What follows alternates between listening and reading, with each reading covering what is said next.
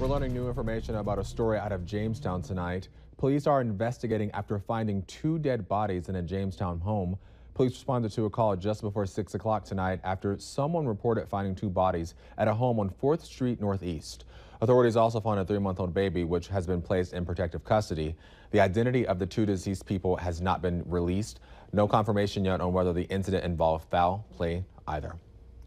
Investigators are piecing together parts of an explosive device in an effort to find the person who threw it at a Minnesota mosque. The explosion rocked the office of the Imam of the Dar al-Farouk Islamic Center in Bloomington near Minneapolis yesterday. The Imam wasn't inside the office at the time, but commonly is. Today, Governor Mark Dayton visited the site and called it an act of terrorism. Leaders at the Islamic Center asked for a controlled response and for everyone to come together. Our message today is hope. And we are hoping that the fear won't overtake our hope, and we will stay strong. No one was hurt in the blast, thankfully, but the damage is fairly extensive. 2 construction projects are seeing some changes tomorrow in Fargo. A roadway section of 45th Street North between 19th Avenue North and County Road 20 and 16th Street North between Dakota Drive and 8th Avenue North will be temporarily closed during the day. Crews on 16th Street North will be replacing rails at the railroad crossing, while 45th Street North will be getting some new pavement. You may have heard some loud explosions coming from the Red River Valley Fairgrounds this weekend, but there is a reason. Now, Molly, the Pyrotechnics Guild International is hosting their annual convention, and you were there, so tell us about it. What is it, and what can people expect? You know, it's a month past Independence Day, and it's not even close to New Year's Eve, but that doesn't stop fireworks enthusiasts from showing off their skills.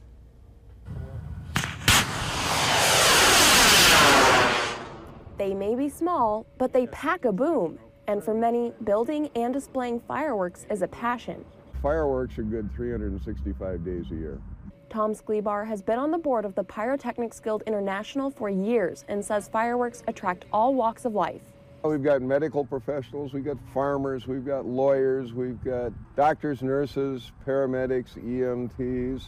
But the PGI convention isn't just for showing off. The primary goal is to educate those using fireworks how to do so safely, including kids.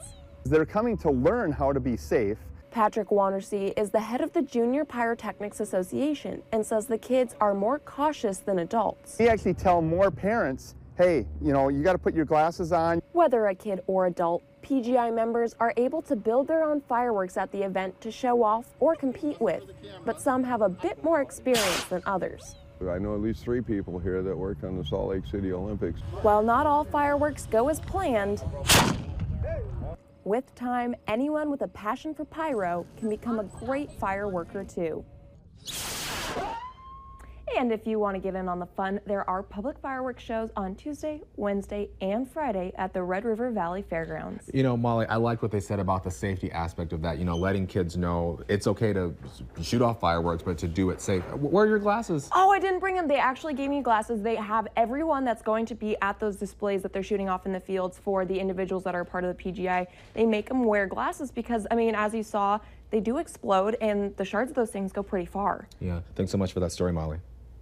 The identities of those involved in a rollover crash earlier this morning that killed 1 person and sent another to the hospital have been released.